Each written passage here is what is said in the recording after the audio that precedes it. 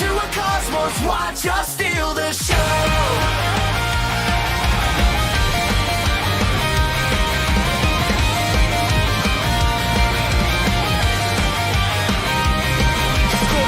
What's next? Every world, every flex, from the field to the frame. We remember every name, make it make sense.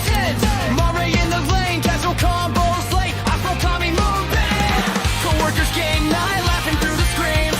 Zelmae Unico, dropping sharply dreams. Clip by clip, our lives and scenes. Trying to step between the main. Every hot take, everybody turns to them by the end of the night. Yeah, we're friends of brothers, we level up together. Keep creative player in the center of the header. Black eyes down, pull up when we need that pressure. Sun kiss, white through in the back row treasure. Pinky always watching, lurking in the chat. From social life, we're a part of the cast. From friends and brothers, future and the past. Hit play once, then you're never going back. I know the questions are out there. I know it's out there. Did Nicolas Cage, was it able to do it? Was he able to single-handedly save Sony's Spider-Man universe? Amazon Prime just dropped their gritty new show, Spider-Noir. Me and Afro coming, gonna break it down for you. Let us know our thoughts. This is a review of the entire season, episode 1 through 8 of Nicolas Cage as the Spider, as they called him throughout the show. And I want to say, before I give it to Afro and let him know his initial thoughts, I just want to say, hey, Dirk Leaden, aka Megawatt, every time you came on this show, I promise you, you showed up. Like, you were noticeable. It was no distraction when you showed up. My boy stole the scene. He acted his off. My dude, what the role he played in this show, if y'all watched it because you wouldn't be here for a review, but the role he played was basically like this. All these people are former military who got caught up in that incident, and then they all got superpowers. Some latent, some, well, Nicolas Cage got bit by a man that got a superpower, therefore he got like a better form of it. But he basically was an actor who wanted to be actor and wanted to be on the big screen. So every time he showed up on this show, he literally became like a performance. He quoted a whole lot of Shakespeare, brother. A whole lot. And he did it well. He did. So I want to start off with that. I want to give him credit. But the one thing I really like about this show is I felt there was no odds about it. Everything perfectly made sense. Like, because I'm so used to shows where people just move on the plot with at least something. Even when they faked or tricked somebody, it made sense the way they did it. Everything connected perfectly. Afro. I agree. I was thoroughly amused by this show. I feel like everyone played their part really well. I was a big Silvermane fan. I enjoyed fucking the guy that played Silvermane very much. I think that they did their best to it felt like the 1950s. It felt like the 1960s. It really did. They even had the right proportion of racism. You know what I mean? So no complaints about this being a period piece. I might go back and watch it in black and white just because. I switched every episode. Black and white was fine. I switched. Robbie Lamorne Morris, he did his job as Robbie the journalist. Cat. Robbie Roberts. Yeah. Lee Joan Lee, she did her job as Cat. Every role. Yeah. The acting in this was really good. I do want to say that the acting was magnificent in this show. I felt like I was watching Afro said, I felt like I was watching a 1950s show. At times, I did feel like early episode Nicolas Cage was kind of like, that's Nicolas Cage. So I kind of yeah. So I still was kind of taken out. But Janet Ruiz, the secretary, amazing. Every time I thought she was on her bag too. But one point I did want to get across, Afro, was like when I say everything made sense, even when what's his name, Windsor, or what? Start with a win, whatever. When Winston, yeah. When Winston Silvermane marked the bills and he got caught with it. No, Winston was the guy Silvermane killed. Oh yeah. What's the guy that he marked the bill? The other guy. Silvermane. Silvermane's the guy I'm that talking about marked the his one. Yeah, that's what I'm bills. talking about. The one he ended. Winston. Yeah, he killed Winston. Yeah, but the point of it was he got caught in a trick. But the trick was he's never supposed to give the mark money to nobody else. So somebody shouldn't be able to give Silvermane the mark money, which like, oh, you get caught with this. But no. The thing was he marked everybody's bills differently. Yeah. So he knew who he paid what. Yeah. And they went in and they figured out how Winston's money was marked. So they marked that money like Winston's to make it look like it had been Winston that had paid. Yeah. So it's not even like Silvermane, like he's foolish. No, he does that on purpose to manipulate the situation. So he see the money was given in his form of money in the way it was marked. It said, oh, you did betray me. So it all made sense. They worked it, but it really it had that fucking 50s, 60s detective vibe, It was very well done. I was surprised at how well done it was. I'm not gonna lie, I thought I was gonna be doing other things while I watched it, but it kept me. I almost watched it all the way through. I watched the first 5 last night and then 3 today. Yeah. So I'm like, it kept me all the way through. I even woke up this morning and watched it, and not normally I'd be like, I'll get to it later. But because I knew we wouldn't doing this show till a little later. So I was like, but now I was like, no, I'm gonna get up and finish this. It was really good. You say? No, I agree. I think that it was very well done. I think that I enjoyed the flashbacks in the episodes a lot because they felt very nuanced. Like they showed you these little parts in the flashbacks that were very, very important to what was currently going on. And I thought that was just very well done. Because a lot of times in shows like this, you'll get a flashback and then you have to stop and think and be like, what is the importance of this flashback? Why are you showing me this? I never had to wonder that for a second while watching this. The flashbacks made complete and total sense. Like when he told Cat and then he saw the spider bite him. So when Cat told it, when this I've had this happen before when she was cutting him open, like this ain't the first time this happened, and they show him when he's in the hospital bed. Yeah. So each time they showed it, it made sense.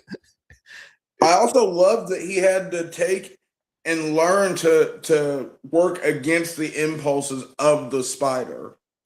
Yes. I thought him taking the time to go to the movies, to watch these detective films, to try and train himself and ignore it, not so much as ignoring as pushing back the spider instincts. I thought that was a super good detail. I thought it made a lot of sense because, like, these guys have been spliced with animal DNA. So obviously the instincts of said animal can't come with it. And at the end of the day, spiders are predators. Yeah. And he had to learn to control himself. Like, it was after the first fight, I do believe, when he had put the spider mask back on, where he had to sit in the chair and sort of work out his limbs so they weren't doing the little spider jerks and shit. I thought it was all really well done, just through and through. And even at the turn on that air conditioner real quick.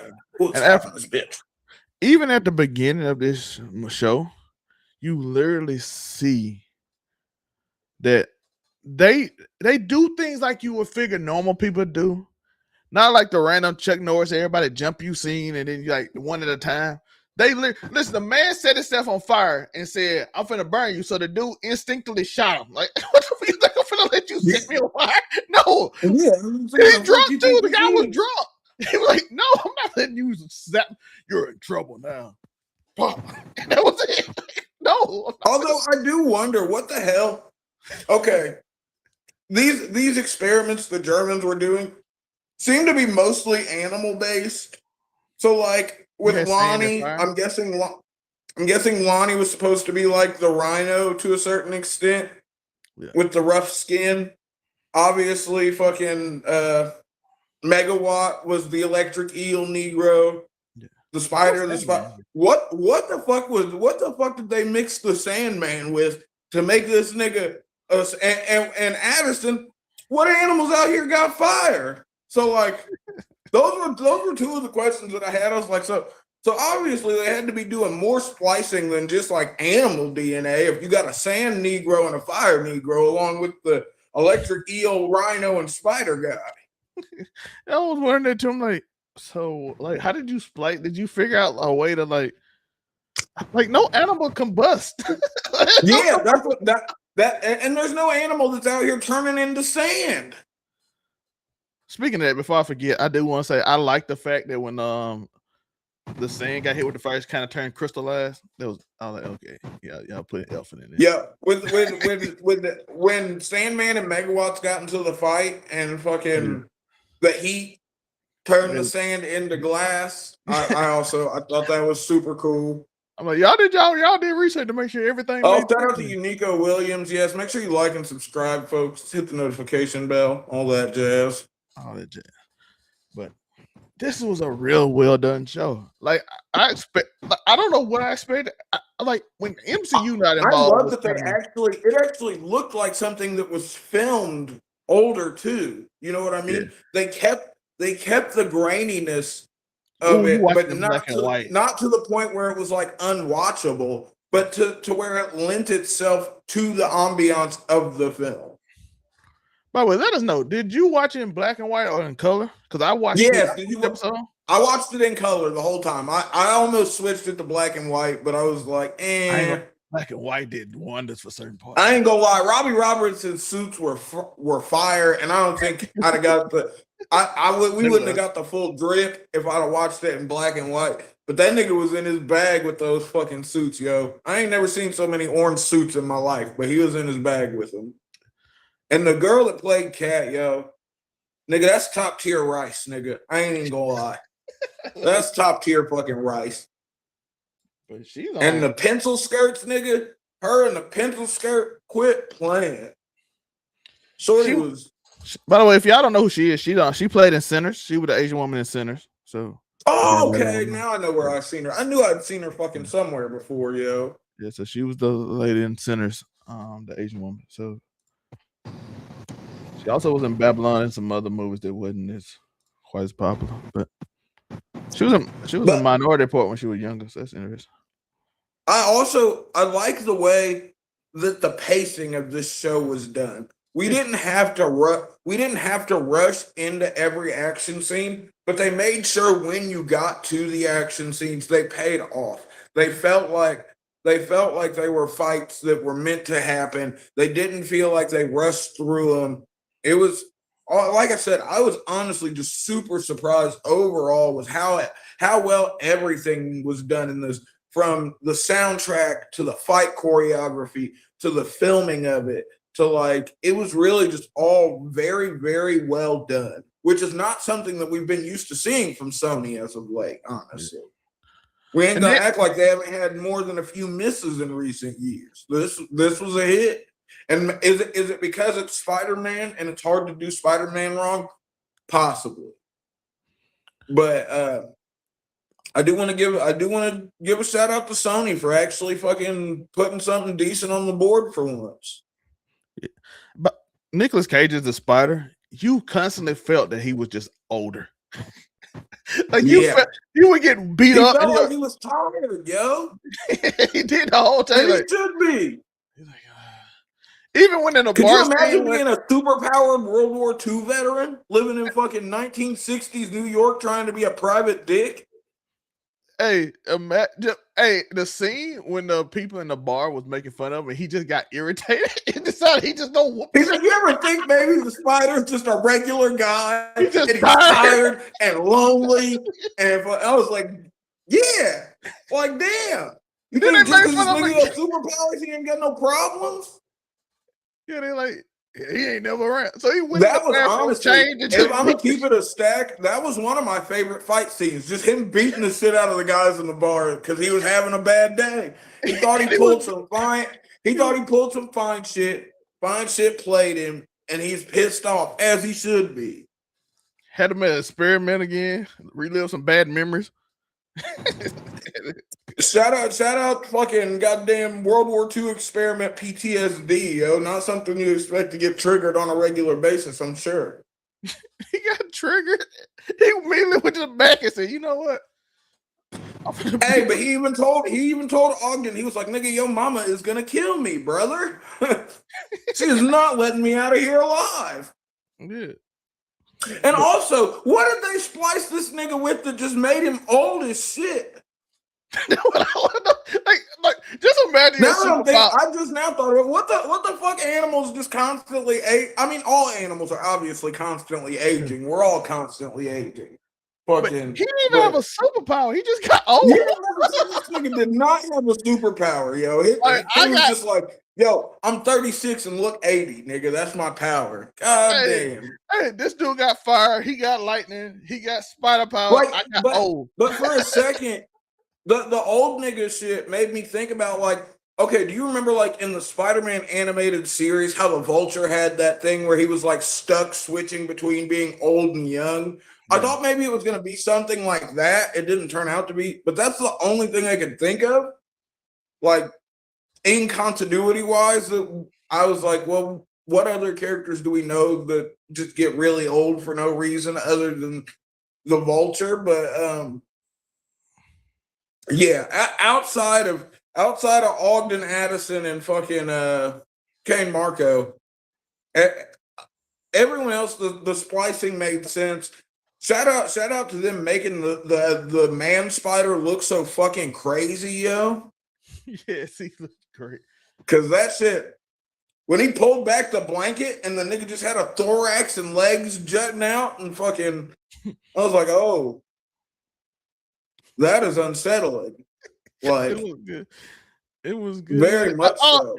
And the whole show, he just constantly, with fear of Nicolas Cage. Just consistently. Just consistently. Like, my man is consistent. Shout out. Nicolas Cage, though, I was worried for a second that he was going to play this shit too cheesy, or it was going to be fucking, I worried he was either going to play it too cheesy or he was going to play it too serious and it was going to come off cheesy. But he managed to find the middle ground and worked it perfectly. Yeah. But like I said, I thought this show was really good. It kept my attention. It did everything it was supposed to be like. It made sense. That's the important part. It made sense. Everybody was smart, and they had to. You could see on their faces each character slowly start figuring things out, and then had to react. When Silvermane found out Ben Reilly, he was like, "Nah, nigga, you the Spider." Yeah, he said, "Oh, like you were friends with them." Watch the epiphany happen when he figures it out when they're sitting there. So you was with all them who got the powers, but you didn't have. You don't got power. You're like, yeah, I say you were with you were there at the prison camp where everyone else got superpowers, and you just happened to not get any. But shout out to Nicolas Cage's Ben Reilly when he came back. Well, yeah, I saved him too. Of course, he friends me. That's why he free friends. I'm like, that's a clever way to come back. But my boy, he like, that's too convenient. You don't care about nobody else. What about this girl? And shout out to Kat for being like, we screwed. Okay. He mad at me because I cheated on him. So now he like, okay, maybe that's why he won't save her. And then they kept playing this game. Then came Robbie dressed as the fucking spider. And then, but I want to say this before I go. Shout out to I'm going to call him every other name, but his name Watts. Megawatts for saying, I just want to see if it worked. And hit him with the thing. Yeah. And then shocked him to make sure it worked. He's like, it works. I'm like, no, shout out to you for actually thinking like, hey. But I also like how they made sure to show us how each dose of the antidote was disappearing one by one, because at this point we knew Ben Reilly did not want his powers, but I mean, he's a hero, so he got to save niggas. So once he got down to that last dose, he did the right thing. And I'm here for, like, I like how fucking with Lonnie, like I said, I don't know whether he's supposed to be the Rhino or not. I just know Lonnie was the super nigga. I like that when he tried to stab him with it, obviously the needle bent, so Robbie had to come in and play backup and jab that nigga in the eye with it. I thought that was I was gonna say it made sense, and I'm always here for my television shows making sense, because it's far too often nowadays that we watch a show and we're like, what was the fucking point? Yeah, we don't have to be like that with this, thankfully. Yeah. And by the way, the secretary being like, I knew who you were, and then they giving a hilarious reason that he's an alcoholic. Who said, yeah, then he would just get drunk and blab every time. Every time but he was hanging from the ceiling singing "I'm Your Spider." I popped. That shit was hilarious. Yo. And she's like, I knew the whole time. He's like, you knew she knew? Like, yeah, I don't think it was good for your mental health to wear if you thought I knew. So it makes sense. Her reason makes sense. Like, I don't want to tell you. But also, damn, this nigga was getting so drunk on a regular basis. He was just forgetting every time that he told this bitch he was the Spider. Yeah. But he's more of a. Thankfully, he's in his office and not. I'm be honest. I think he tell the barkeep too that he's the Spider. I'm pretty sure the barkeep knew when the nigga came back in wearing the same clothes with just the mask. Yes. So he didn't change the clothes or nothing. He wasn't surprised. Well, the other people didn't have time to notice because they were getting their ass whooped. But I was gonna say they were getting their heads kicked in, so they didn't have time to. They had no time to recognize any clothes. All they recognized were webs and feet upside their dome. Yeah. So I'm pretty sure the barkeep knows too. So people are like, how did the barkeep? He knows. I ain't know it because we know he gets drunk and blabs. So yeah, I was gonna say we do know this nigga gets hammered and just be telling people the truth. Yeah, I like how the outfit is. Every time he did it, he only had a different part of the outfit on. Close the door. I'm the Spider. I was gonna say it was a different. So, when he was sitting on the desk and just had the goggles on, not the mask or anything, that also cracked me up. Like, it was very well done. If you are watching this episode to see if we think that you should watch The Spider, you should. We should have probably started with that, but it's fine. Yeah. But it was a really good show. I appreciate it. Anything else, Afro? I think that's everything I had to cover. No, I was gonna say, like I said, I am just happy that we actually got a show. It made sense. It was paced well. There was no extra over the topness that wasn't needed. Like everything from freaking, and they left us with enough cliffhangers. Like, I don't think that train that hit Megawatts took him out, if I'm being completely honest. I'm intrigued to see. I'm intrigued to see what we do with season 2. Of course, we know it'll probably be a year or two before we get a season 2, if we get a season 2. But Amazon Prime does better than Netflix. Netflix, it'll be 4-5 years before we get to. Yeah, that's true. But Netflix also goes off of an engagement base. Like, if fucking not that many people like that shit, they're not gonna rush for it. Yeah. But they did it technically. They did 4 years with Stranger Things, and everybody loves Stranger Things. And then they still didn't do it right at the end. But you wait 4 years and still don't get it right. But at least they didn't wait super long. Well, it was like almost 3 years. They got a new season of live action Avatar coming too. Oh, yeah, that's true. But yeah, overall, if I had to give Spider-Noir a grade, I give it a solid B. Maybe an A if you're feeling frisky. B+. Yeah, B+. Yeah, I give it B+. It's a great show. I didn't have, like I said, if you watch my reviews, I have a lot, like, I go over plot holes and I don't got any. So, but I was gonna say there really weren't too many outside of us wanting to know what these other 3 niggas were spliced with to get their crazy non-animal powers. But other than that, yeah. But that's all I have. Tomorrow we will have a Mount Rushmore. I still ain't figured out what it is yet, so we'll have it tomorrow though. But I got some in the tuck already with a whole list, so maybe I'll just go with that if I don't find anything more interesting. Then we also got Euphoria season finale. If you're into Euphoria, the season finale is tomorrow. Then basically for a week, I have nothing. But then June 12th, we're back with Power. June 21st, I think we're back with House of the Dragon. Me and Afro will be back for House of the Dragon season 3. So these will be lives.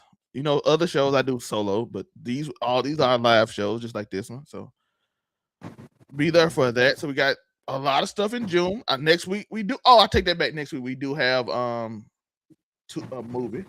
We have Scary Movie.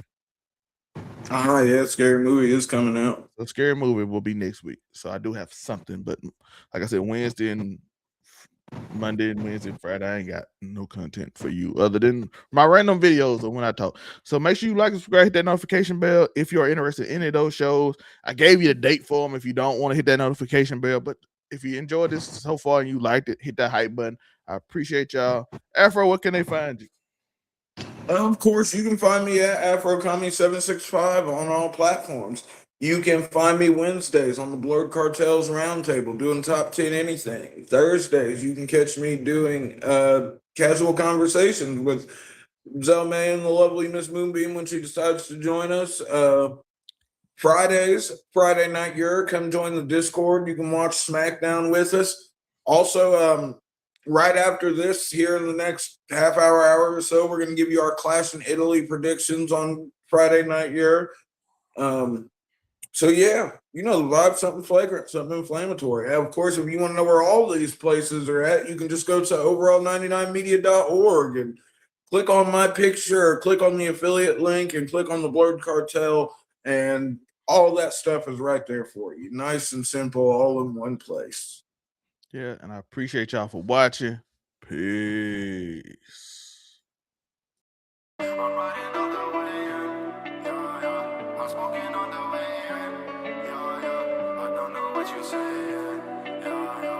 I'm a player with E King, create play beats.